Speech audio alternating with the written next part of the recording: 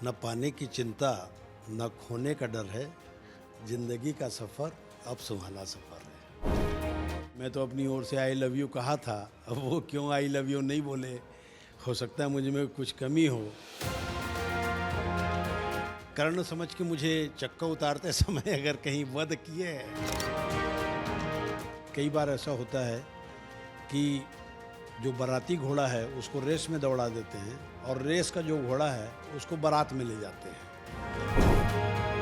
और उफ कहने की आदत नहीं है, क्योंकि बेत खाने की आदत सी पड़ गई है। रायपुर नगर निगम के सभापति प्रमोद दुबे हमारे साथ हैं और प्रमोद दुबे का नाम रायपुर दक्षिण उपचुनाव में कांग्रेस की तरफ से प्रत्याशी की रेस में था, लेकिन अब आकाश शर्मा के नाम पर आलाकमान ने, प्रदेश कमान ने मुहर लगा दी है और आकाश शर्मा को प्रत्याशी बनाया गया है। इन्हीं तमाम मसलों पर बातचीत करेंगे प्रमोद जी से, समझने की कोशिश करेंगे कि क्या कुछ स्थिति है, चुनाव की रणनीति क्या है और उन्हें जो आशा थी वो अब टूटी है। तो जाहिर सी बात है कि क्या कुछ इसे लेकर सोच रहे हैं रणनीति के लिहाज से, उसे समझेंगे। प्रमोद जी, आपका नाम लंबे समय तक रेस में चला और कल आखिरकार सूची आई, आपका नाम बाहर रहा। न पाने की चिंता, न खोने का डर है। जिंदगी का सफ़र अब सुहाना सफ़र है। ये तो चलता है, ये पार्ट ऑफ द लाइफ होती है। स्कूल में भी हम लोग जब रेस में दौड़ते थे तो 20-25 लोग दौड़ते थे, कोई फर्स्ट आ जाता था। तैयारियां सब लोग उसी हिसाब से करते हैं। जिसको भी टिकट मिली है आकाश शर्मा जी को, उनको मेरी ओर से बहुत शुभकामनाएं हैं। अच्छा चुनाव लड़ेंगे, वो युवा हैं, तो स्वाभाविक तौर पर अच्छा होगा, ऐसा मैं सोचता हूँ। आपने भयंकर तैयारी कर रखी थी, आपने हर जगह ब्रिगेड तैयार की थी, वार्ड वार्ड का दौरा किया था, 2000 से 2500 लोगों की टीम थी। अगर ब्राह्मण समाज की बात की जाए, जब हमारी वहाँ बातचीत हुई तो वहाँ भी आपके पक्ष में जो है समाज खड़ा हुआ था। अब आप हैं ही नहीं तो मामला कैसा रहेगा? नहीं, सबकी अपनी अपनी स्ट्रेटजी होती है चुनाव लड़ने की। चूँकि मैं रायपुर शहर के सबसे बड़े कॉलेज का अध्यक्ष रहा, छत्तीसगढ़ महाविद्यालय का, विश्वविद्यालय छात्र संघ का अध्यक्ष रहा, उस समय की जो बड़ी टीम थी वो आज सभी रायपुर दक्षिण में ही रहते हैं। तो स्वाभाविक तौर पर सभी समाज के लोगों से मेरा लगभग घरोबा संबंध इसलिए है क्योंकि 3 बार मैं अलग अलग जगहों से पार्षद रहा, महापौर रहा इस शहर का, अभी वर्तमान में सभापति हूँ। तो रोज़ मेरा घर भी एक मोहल्ले में है, तो लोगों से जुड़ाव, लोगों से रोज़ सैकड़ों हज़ारों लोगों से मिलना, सवेरे से लेकर रात तक के उनके दुख सुख के साथी बनकर मैंने काम किया। तो कोई नया उन लोगों के लिए कुछ नहीं था, ना मेरे लिए कुछ था, ना उनके लिए कुछ था। और दिल से वो लोग, ये था कि अपने बीच का पारिवारिक आदमी चुनाव लड़ रहा है, तो एक अपनत्वता का भाव, हर लोगों के प्रति अलग अलग लोगों के भाव होते हैं। मुझे कभी नहीं लगा कि मैं रायपुर दक्षिण में नेता बनकर के चुनाव लड़ रहा हूँ, और उनको भी नहीं लगा। तो जब भी मैंने चुनाव लड़ा तो यही भावना रहती थी। मैं जब चुनाव डिक्लेयर हो जाता था उसके बाद नहीं जाता था मैं वार्डों में, मतलब मैं घूमते रहता था, इतना निश्चिंत रहता था, क्योंकि 365 दिन में वो 15 दिन को छोड़ करके बाकी दिन मैं सीधे जनता से रूबरू होता था। इसलिए वो लोग खुद कह देते थे, जाओ दूसरे वार्डों में प्रचार करो, हमारे यहाँ कोई ज़रूरत नहीं है। तो ये मेरा भी कॉन्फिडेंस था, मेरे कार्यों का भी एक मनोभाव था, आदर था, और उनके प्रति मेरा विश्वास और मेरा उनके प्रति विश्वास, दोनों एक दूसरे के विश्वास की मजबूत कड़ी के रूप में हम लोग एक दूसरे से साथ मिलकर काम करते थे। क्या वो भाव मौजूदा प्रत्याशी के साथ भी चलेगा? आप तो बहुत सालों से यहाँ एक्टिव थे। अब ये तो इसके बारे में मैं इससे नहीं बता सकता, क्योंकि किसके मन में क्या भाव है, मैं कोई निर्बल बाबा तो हूँ नहीं कि सबके मन की बात जान जाऊँ। जिसके मन की जो बात होती है वो वही बता सकता है। इसके बारे में मैं बहुत ज़्यादा नहीं बता सकता, लेकिन हाँ, अपनी अपनी स्ट्रेटजी चुनाव की होती है। आकाश भी परिपक्वता से चुनाव लड़ेगा, ऐसा हमें विश्वास है और आशा ही है, और अच्छे मुकाबले में रहेगा। चुनाव भी जीतने की पूरी इच्छा आकांक्षा और सफलता भी मिलेगी, मुझे ऐसा लगता है। एक चीज़ मैं ये जानना चाहूँगा, आप कह रहे हैं कि पूरी मजबूती के साथ आकाश परिपक्व प्रत्याशी हैं, हम संगठित हैं, कल ही बैठक थी, आपके प्रदेश अध्यक्ष दीपक बैज ले रहे थे तमाम पार्षदों की, और वहीं तमाम मीडिया भी था, हम भी मौजूद थे। 11 में से 5-6 पार्षद मुश्किल से पहुंचे। कैसे इस तरह में लड़ाई पार होगी? अब इसके बारे में तो वही बता सकते हैं, हो सकता है कुछ काम वाम रहा होगा या किन कारणों से नहीं आए, तो ये तो इसके बारे में मैं बहुत ज़्यादा कुछ नहीं कह पाऊँगा, क्योंकि प्रदेश कांग्रेस कमेटी की तरफ से उन्हें खबर किया गया था। अब ये चीज़ें तो वही बता सकते हैं, या इंक्वायरी मेरे ख्याल से पीसीसी के अध्यक्ष महोदय करेंगे निश्चित रूप से। इसके बारे में वो ज़्यादा बेहतर बता पाएंगे। पर्चा खरीद लिए थे आप, पूरी तैयारी हो गई थी। नहीं, पर्चा इसलिए खरीदा जाता है, कोई भी चुनाव लड़ने वाला जो होता है, जो गंभीरता से चुनाव लड़ता है, इलेक्शन कमीशन के बहुत सारे फॉर्मेट होते हैं और नए नए चेंज होते रहते हैं। लगभग 48 पन्ने का फॉर्म होता है और आपको हर विभाग से आपको नो ड्यूज़ देना है। जैसे हमारे रायपुर नगर निगम में 10 जोन हैं, 10 जोन के नो ड्यूज़, मुख्यालय के नो ड्यूज़। अगर आप 10 वर्षों में किसी सरकारी बंगले में रहे हैं तो उसके किराए की एनओसी, बीएसएनएल या जो टेलीफोन लगा है उसकी एनओसी। तो ये एनओसी की जो प्रक्रिया होती है और जो एफिडेविट की जो टाइप्स ऑफ वो होते हैं, वो बहुत जटिल होते हैं। आपकी एक एक प्रॉपर्टी की जानकारी, आपके पूरे परिवार की जानकारी, तो स्वाभाविक तौर पर जो गंभीर प्रत्याशी होता है वो पहले दिन से इसलिए ले लेता है क्योंकि फॉर्मेट को पढ़ने के बाद ही आपको कितने प्रकार की एनओसी चाहिए, तभी आपको पता चलेगा। तो स्वाभाविक है, जो भी चुनाव लड़ने वाला होता है वो नॉमिनेशन फॉर्म इसीलिए पहले दिन ले लेता है, ताकि इतनी गंभीरता आपने दिखाई, लेकिन पार्टी ने नहीं समझा आपकी इस गंभीरता को। अब ये तो उनकी सोच है। प्रेमी प्रेमिका दोनों हैं, मैं तो अपनी ओर से आई लव यू कहा था, अब वो क्यों आई लव यू नहीं बोले, हो सकता है मुझ में कुछ कमी हो या कुछ और चीज़ें हो सकती हैं। अब ये तो कोई विशेष बात नहीं है। आदमी अपना प्रयास करता है, अच्छे से प्रयास करता है। पार्टी वालों को लगा होगा कि कुछ कमियां हैं, अब इस चीज़ों को तो वो बता पाएंगे, लेकिन मैं अपनी ओर से अच्छे से प्रयास किया था। और विगत चूँकि महंत राम सुंदर दास जी भी यहाँ चुनाव लड़े थे, उनके चुनाव में हम लोगों ने, सभी लोगों ने बहुत मेहनत की थी। उससे पहले से मैं, चूँकि उस समय भी मैं प्रत्याशी था और मुझे टिकट नहीं दी गई थी, तो तैयारियां मैं उस समय भी अच्छे गहराई से किया था। और बाकी अब के चुनाव में उम्मीद थी, लेकिन ठीक है, अब उम्मीद तो रहती है। कई बार ऐसा रहता है कि दिल के अरमा आंसुओं में बह गए, हम वफा करके भी तन्हा रह गए, तो ये चीज़ें होती है। ठीक है, ये आगे आगे ईश्वर की कृपा है, हो सकता है इससे कुछ और अच्छा होना लिखा होगा भाग्य में। बार बार बेवफाई आपके हिस्से क्यों आ रही? प्रेमियों को रिझाने में आप 3 पंचवर्षी से लगे हैं, रिझ ही नहीं पा रही, दिल के अरमा आंसुओं में ही बहे जा रहे हैं। ऐसी क्या अड़चन आ रही है? नहीं, त्रिया चरित्रम च पुरुषस्य भाग्यम देवो न जानती। हमारे भविष्य के बारे में भगवान भी नहीं जान सकते। और हम लोग तो उन्हीं लोगों में से है कि कर्मण्येवाधिकार हस्ते माँ फलेषु कदाचन, कर्म करते जाओ, फल की चिंता मत करो। तो बस वही है, उसी हिसाब से हम अपना कर्म को मजबूत करते जा रहे हैं। जब लगेगा ऐसा कि अब हमारे कर्म मजबूत हो गए हैं, तो ईश्वर का आशीर्वाद और उनकी कृपा अपने आप मिल जाएगी, ऐसा लगता है। चलिए, हम अपनी बात नहीं कहते, बीजेपी की बात कह लेते हैं। जो आपका धुर सत्ता पक्ष है और जो प्रमुख विपक्ष है आपके इस चुनाव में, वो सीधा कह रहे हैं बाहरी प्रत्याशी है आकाश शर्मा को। कौन जानता है, 1% लोग ही तो जानते हैं। बीजेपी का सीधा कहना है, खुद कद्दावर नेता बृजमोहन अग्रवाल भी बार बार कह रहे हैं। तो गलती तो नहीं कर दी ना? इस मैसेज को बीजेपी बड़ा कर रही है, पार्टी से कहीं गलती तो नहीं हो गई? देखिए, भारतीय जनता पार्टी, ग्लोबस जो थे ना, जो जर्मनी के राजा थे हिटलर, उनके सलाहकार थे ग्लोबस।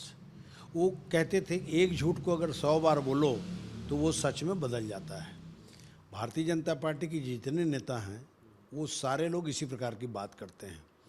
कोई भी गोरे आदमी को वो 50 दिन तक ये कहते हैं कि तुम्हारा चेहरा कैसे काला पड़ गया, और ऑटोमेटिक आदमी ज़बरदस्ती बेचारा अपना खर्च करके ब्यूटी पार्लर में चला जाता है।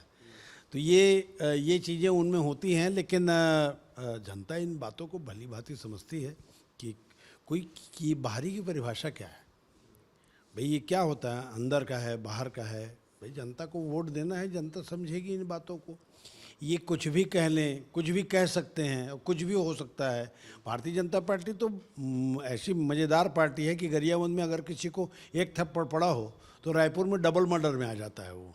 तो ऐसे लोगों के बारे में मैं बहुत ज़्यादा कुछ नहीं कहूँगा, लेकिन जो बड़े नेता भारतीय जनता पार्टी के कहते हैं उनकी बातों को बहुत ज़्यादा हम लोग इसलिए सीरियसली नहीं लेते क्योंकि बहुत दिनों से ये चीज़ें उनकी हम लोगों ने देख चुकी है। लेकिन प्रमोद जी, ऐसा लग रहा है कि जुबान कुछ बोल रही है, आंखें कुछ बोल रही हैं, दिल भारी भारी से लग रहा है। ऐसा लग रहा है दे दिया होता तो मैं टक्कर तो देता। खैर स्वाभाविक है। देखिए, एक मन में कोई भी आदमी, अगर आप पीएससी की परीक्षा भी दे रहे हैं और आपको लगेगा कि मैंने पूरे आंसर शीट में अच्छे पूरे आंसर लिख के आए हैं, उसके बाद रिजल्ट में अगर नाम न मिले तो स्वाभाविक है कहीं ना कहीं सोच में तो ये आएगा ही। भाई मानव हैं हम लोग, कोई जानवर तो है नहीं। आदमी ही सोचेगा क्योंकि ईश्वर ने उसको सोचने की क्षमता दी है, शक्ति दी है। दुख भी मनाने का अगर कहीं अधिकार है तो वो आदमी को है, और सुख भी मनाने का अधिकार है तो आदमी को है। ये गुण तो ईश्वर ने दिया है। इसलिए स्वाभाविक तौर पर एक आध दो दिन ऐसा लगता है, उसके बाद फिर स्वाभाविक तौर पर रूटीन में आ जाते हैं। आप भी मजे राजनेता हैं, लंबे समय से राजनीति कर रहे हैं, कौन क्या कर सकता है ये जानते हैं। चाहे वो सत्ता पक्ष की बात हो चाहे आम जनमानस की, बार बार प्रमोद दुबे का नाम लिया गया तो नहीं मिला तो कहीं ना कहीं तो लग रहा होगा कि दे देते तो मैं अच्छा करता, और दूसरा नहीं दिया तो क्यों नहीं दिया, क्या मेरे में ऐसी खामी थी, कहीं गुटबाजी वगैरह तो नहीं थी।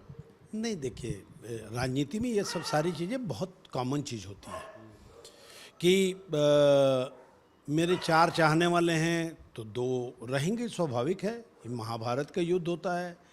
जब कर्ण नहीं बचा सके भाई को तो उसी ट्रैक में तो चलना है ना। ये तो महाभारत का युद्ध ही होता है। कर्ण समझ के मुझे चक्का उतारते समय अगर कहीं वध किए है तो स्वाभाविक है ये भी एक राजनीति का एक पार्ट होता है। तो इन सब चीज़ों को हम लोग मान के चलते हैं। जब अब राजनीति की पहली पाठशाला में अगर आप जाएंगे, उसके बाद फिर पढ़ते पढ़ते आपको जैसे सोना को पीट पीट करके चमक लाया जाता है, तो पीटने से ही चमक आती है और हम लोग परिपक्व होते जाते हैं। राजनीति में भी इसी प्रकार की चीज़ें आती रहती है और ये होते रहता है।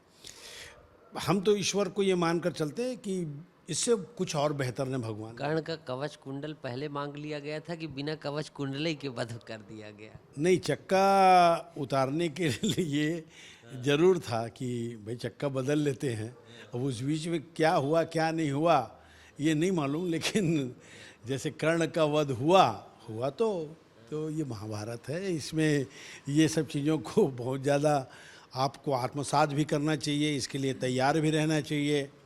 शुरू में लगता था, जब पहली बार जब हम लोग टिकट मांग रहे थे उस समय टिकट कटी थी, तो स्वाभाविक है हृदय जो है वो द्रवित होता है, क्योंकि अब बहुत सारे लोग रहते हैं तो स्वाभाविक है सब नेताओं की अपनी अपनी पसंद भी होती है और बहुत सारी चीज़ों को देखा भी जाता है, कई चीज़ों को नहीं भी देखा जाता।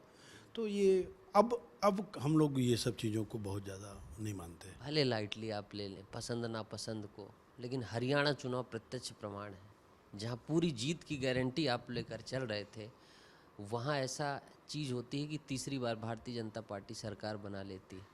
नहीं लगता कि ऐसे प्रमोद दुबे जैसे जो लोग 5-5 बार से टिकट मांग रहे हैं उनको ना टिकट मिलना ऐसा ही इसी सब चीज़ों का प्रतिफल है? ये तो पार्टी को अपना सोचना चाहिए कि हम लोग तो टिकट लेने वालों में से हैं, ये बात तो देने वाले बताएंगे कि क्या सोच करके निर्णय वो होता है।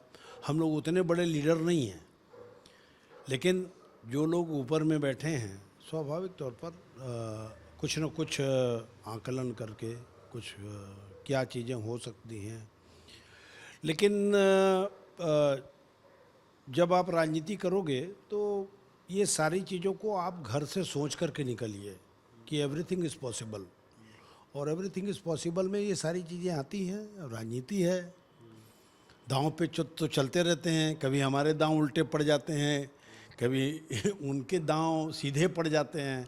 तो ये दांव पेच के खेल में तो कई बार छोटा पहलवान बड़े पहलवान को पटक देता है उठा करके, तो ये चीज़ें होती है। कोई अच्छी बात है, हर आदमी सीखता है इससे कि एक बार चुनाव हारता है तो भी आदमी सीखता है, टिकट कटती है तो भी सीखता है। तो कुछ ना कुछ हो सकता है अच्छी सोच के साथ जो मुझ में भी ऐसा लगता है कि मुझ में कुछ कमियां होंगी, उनको आत्ममंथन करूंगा मैं, उन कमियों को दूर करने का प्रयास करूंगा। चुनाव हार के सीखने के चक्कर में कई राज्यों में सरकार चली गई, गड़बड़। इतनी प्रचंड बहुमत की सरकार चली गई तो कहीं सिखाने के खेल में तो नहीं हो गया ये सब कुछ? देखिए, कई बार राहुल जी तथ्यात्मक बात करते हैं और वास्तविकता की बात करते हैं। एक बात उन्होंने कहा कि हमारे पार्टी में कई बार ऐसा होता है कि जो बाराती घोड़ा है उसको रेस में दौड़ा देते हैं और रेस का जो घोड़ा है उसको बारात में ले जाते हैं। तो ये उन्होंने जब इतने बड़े व्यक्तित्व ने जब कहा है तो कुछ सोच समझ कर कहा होगा, यूं ही कोई बात नहीं कह देता। और तो स्वाभाविक तौर पर कभी कभी ऐसा मन में महसूस होने लगता है तो ठीक है। अब बड़ी बात कह रहे हैं आप। नहीं, ये तो हमारे लीडर ने कहा है। तो रेस वाला घोड़ा अपना पर्चा देगा बाराती घोड़ा को कि अपने पास रखे? इस चुनाव की बात नहीं कर रहा हूँ मैं, ओवरऑल एक जो परिचर्चा होती है या जो हमारे लीडर ने कहा है, तो बहुत सारी ऐसी चीज़ें होती है जीवन में कि हमारे बड़े लीडर जो कहते हैं उन चीज़ों को पढ़ते हैं हम लोग, तो कभी कभी अपने मन में भी वो चीज़ें स्वाभाविक तौर पर आने लगती है।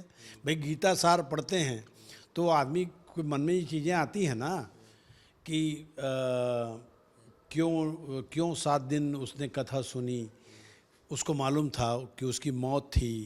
ये सारी चीज़ें या जीवन में बहुत सारी चीज़ें ऐसी होती हैं दैनंदिनी में कि आपको ये गीता सार हो या रामायण हो या किसी ईश्वर का चरित्र हो, इसको जब हम लोग पढ़ते हैं तो मनन तो होता है ना सार्वजनिक जीवन में, और उसको मनन करना भी चाहिए। उसी से आदमी स्टेप अपने आगे वाले फ्यूचर वाले हैं वो उठा के चलता है। कई बार मन में भी आता है कि छोड़ो यार, इससे विमुक्त हो जाएं तो ज़्यादा बेहतर है। गुटबाजी के आरोप हमेशा लगते हैं और इस बार एक सीट थी उसमें भी गुटबाजी का आरोप लग गया। इसे लेकर आपकी क्या राय रहेगी? मतलब ओवरऑल चुनाव तो नहीं था, उपचुनाव था, वो भी एक सीट में उपचुनाव था और इसमें भी गुटबाजी का आरोप लग गया और फिर से एक अच्छे प्रत्याशी की उपेक्षा की बात कही जा रही है कई लोगों के द्वारा। नहीं, अब ये तो सभी पार्टियों में होता है, कोई केवल कांग्रेस में हो रहा है ऐसी बात तो नहीं। भारतीय जनता पार्टी में भी बहुत गुटबाजी है। और आज ही मैंने अखबार में पढ़ा कि अजय चंद्राकर जी धरना में बैठने वाले हैं कुरूद जैसे जगह में जहां उनकी अपनी कॉन्स्टिट्यूएंसी है। तो ये सारी चीज़ें जो रहती है ये सभी पार्टियों में होती है। वो ये है कि हमारे यहाँ आंतरिक स्वतंत्रता है अपनी बातें रखने की, और उसको कोई बुरा भी नहीं मानता, अभिव्यक्ति की स्वतंत्रता जो होती है। लेकिन है तो है, उसको कोई मैं कह दूंगा कि नहीं है तो ये भी बात गलत है। जो सच है वो सच है। गुटबाजी तो है, वहाँ भी हमसे ज़्यादा गुटबाजी है। वहाँ प्रत्याशी डिक्लेयर हो गया, उसके 3 दिन बाद हमारे यहाँ डिक्लेयर हो रहा है। तो ठीक है, दल की लड़ाई तो अपनी जगह है। अगर सुनील सोनी बनाम आकाश शर्मा देखें तो क्या लगता है, कैसी फाइट आप देख रहे हैं? अच्छी फाइट है, अच्छी फाइट है, नेक टू नेक फाइट है। और जीतने के लिए हम चुनाव लड़ रहे हैं। अब ये अलग बात है कि जनता का निर्णय सर्वोपरि होता है, लेकिन कोई भी आदमी अगर कहीं चुनाव लड़ रहा है तो जीतने के ही लिए लड़ा जाता है। तो मुझे ऐसा लगता है कि बहुत गंभीरता से इस चुनाव को आकाश शर्मा जी लड़ेंगे। उनकी पूरी फौज बड़ी तगड़ी है, फौज है, वो लोग रायपुर शहर में लड़ेंगे। तो स्वाभाविक तौर पर फाइट अच्छी रहेगी और परिणाम भी सुखद आएंगे। नेक टू नेक फाइट आप कह रहे हैं? हाँ, neck to neck he fight है बिल्कुल। आपको 2-3 दिन में सड़क में दिखने लगेंगे कि हम लोग फाइटर लोग हैं। और ये भी बात आपको देखने को मिलेगी कि भारतीय जनता पार्टी की जो प्रत्याशी हैं सुनील सोनी जी, उनके नाक में दम करने के लिए कार्यकर्ताओं ने मन बना लिया है। तो स्वाभाविक तौर पर पीछे बृजमोहन अग्रवाल खड़े हैं। ठीक है, अब खड़े तो रहेंगे ही, किसी की भी बात रहे। अब बृजमोहन अग्रवाल जी खड़े हैं तो खड़े हैं, उस हिसाब से हम रणनीति अपनी बना रहे हैं कि हमको मालूम है कि उनके पीछे वो खड़े हैं। हमारे लिए भी भूपेश बघेल जी खड़े हैं, आदरणीय चरणदास महंत जी खड़े हैं, स्वयं प्रदेश अध्यक्ष खड़े हैं। तो ऐसे हमारे यहाँ भी ऐसे लोग खड़े हैं, बड़े बड़े टी एस बाबा साहब खड़े हैं। तो उनके यहाँ एक खड़े हैं, हमारे यहाँ 4 खड़े हैं, 5 खड़े हैं। तो थोड़ी हमारे यहाँ थोड़ी बैठे हैं। और सर लंबे समय बाद आता है और आपने तो पूरा पर्चा खरीद लिया था, आरएनडी कर ली थी, लेकिन आपके रथ को फंसा के और पहिया बदलते बदलते जो हो गया वो सब देख रहे हैं। तो अब पर्चे का क्या नियम क्या कहते हैं, रिटर्न किया जाता है उसे? जमानत राशि वगैरह भी जमा की थी कि पर्चा सिर्फ नॉर्मल उसका क्रय हुआ? नहीं, पर्चा ही खरीदा था, जमा नहीं किया मैंने। अब टिकट डिक्लेयर हो गई तो कैसे जमा करेंगे, कोई इस प्रकार की कोई बात नहीं है। पर्चा ले लिया तो उसमें मैंने आपको पहले ही बताया कि बहुत सारी फॉर्मेलिटीज़ होती हैं और उसको हर आदमी को करके रखना चाहिए। हम लोग 20 क्वेश्चन पढ़ने वालों में से नहीं हैं, हम लोग बुक पढ़ के ही परीक्षा देते थे। इसलिए ये जो चीज़ें होती हैं, तो ऐसा तो बुक आपने पढ़ा लेकिन 20 वाले को तो नहीं दे दिए टिकट? नहीं, अब प्रश्न उसके भी आ गए तो 20 क्वेश्चन के अंतर्गत जो क्वेश्चन आया उसका हल जरूर कर लेंगे। अब जिसकी जो आदत होती है तो वो, अब हमारे बुक पढ़ने की आदत है तो बुक पढ़ के ही परीक्षा दिए हैं। तो ऐसा रहता है कि कभी भी परीक्षा पेपर सेटर ने लेकिन 20 से बना दिया लगता है। जो अब ये तो कहा जा सकता है निश्चित रूप से कि अच्छी बात है, लेकिन मैं पहले भी कहा आपको कि ये एक रेस होती है जिसमें बहुत सारे लोग दौड़ते हैं, फिर क्वार्टर फाइनल पहले आदमी जीतता है, फिर सेमीफाइनल जीतता है। मैं फाइनल तक पहुंच गया था तो ये मेरे लिए अच्छी बात थी कि मैं फाइनल तक, तो कई तो बेचारे क्वार्टर फाइनल में कट जाते हैं, सेमीफाइनल में कट जाते हैं। अब हम उन लोगों में थे कि फाइनल तक के पहुंच करके कहीं रेस में नहीं आ पाए तो कोई बात नहीं है। टिकट जब नहीं मिली तो सांत्वना दी गई, बोला गया कोई बात नहीं, आगे के लिए तैयार रहना, या किसी ने पीठ सहलाना पुचकारना भी उचित नहीं समझा कि इतना मजबूत प्रत्याशी था, दावेदारी कर रहा था? नहीं, अब इसके बारे में तो मैं इसलिए नहीं कह पाऊँगा क्योंकि हम लोग अपेक्षा भी नहीं रखते हैं।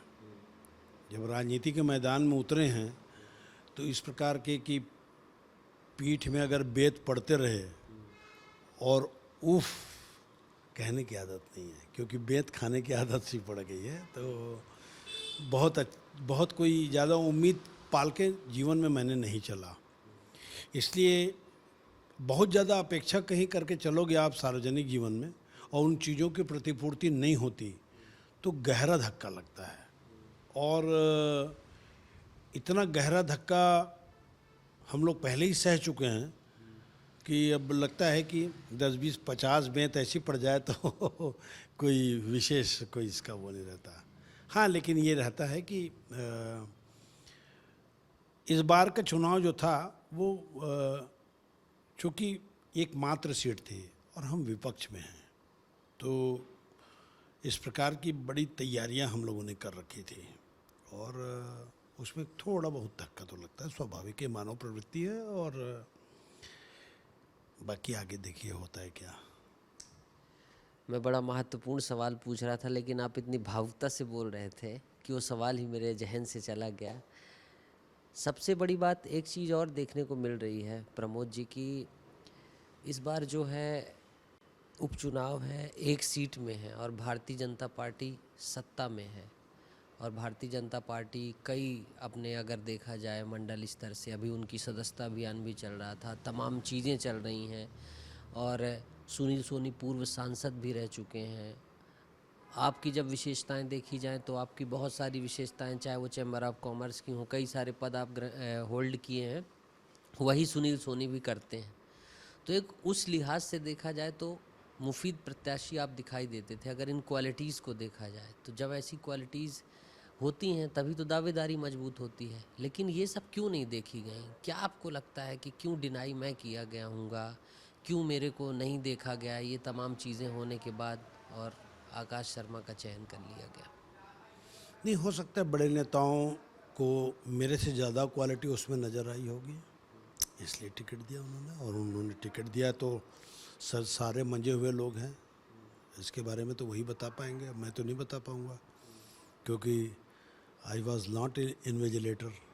मैं तो प्रश्न परीक्षा देने वालों में से हूँ, मैं कापी जांचने वालों में से तो नहीं हूँ। वो तो प्रोफेसर साहब लोग बता पाएंगे। ये चीज़ों का उत्तर मैं कैसे दे सकता हूँ, ये तो वो बताएंगे। पिछली बार जब देखा गया था तो टिकट आवंटन को लेकर भी जो है तमाम सवाल खड़े हुए और अंत में जो परिणाम आया वो भी देखा गया कि वो जो आरोप थे वो कहीं ना कहीं खरे उतरे। ऐसे आरोपों पर क्या कहेंगे? मुझे लगता है कि चुनाव में या ये राजनीति में आरोप प्रत्यारोप एक स्वाभाविक प्रक्रिया है। नहीं, लेकिन 22 विधायकों की टिकट काट दी गई, फिर एक आम सहमति से टिकट नहीं मिली या जिद के कारण इधर उधर टिकट की गई, तो ये कहीं ना कहीं एक धक्का देने वाली, जहां आपकी 75 सीटें थी और बिल्कुल अल्पमत में आप आ जाते हैं तो कहीं ना कहीं कोई त्रुटि तो हो ही जाती है। नहीं, देखिए, बिना त्रुटि के आपको ये परिणाम कैसे मिलेंगे? स्वाभाविक प्रक्रिया है, तो बाद में समझ में आती है जब सारी बैठकें होती हैं तो क्या। लेकिन जब 22 टिकट काटी गई तो अब किस आधार पर काटी गई, उनके क्या वो थे, ये तो बड़े नेता ही बता पाएंगे। अब वो उसका अब हमारे सामने तो परिणाम भी सामने में है। वो परिणाम की चिंता जो लोग को करना चाहिए, वो इन सब चीज़ों को आने वाले समय के लिए ज़रूर इन चीज़ों से हमको सीख लेनी चाहिए। तो अब बाकी की चीज़ें तो हमारे लीडर्स हैं, वो लोग बेहतर बता पाएंगे, क्योंकि हम लोग तो उस कमेटी में रहते नहीं हैं और गुण दोष तय करना उन्हीं का काम होता है। तो ये सारी चीज़ें। प्रमोद दुबे का एक खुद विशाल जनाधार है और अब प्रमोद दुबे को टिकट नहीं मिली तो क्या लगता है कि वो वोट बैंक जा पाएगा आपके खाते में? ऐसा तो ज़मीनी हकीकत नहीं दिखाई देती। अब इसके बारे में तो मैं इसलिए नहीं बता पाऊँगा क्योंकि जनता को तय करती है। मैं भी अगर कहीं चुनाव लड़ा इतनी बार तो उनका जो मेरे प्रति मैंडेट रहा, तो मेरे आचार विचार गुण दोष सारी चीज़ों को उन्होंने अच्छा माना होगा, तब तो मुझे सफलता मिली।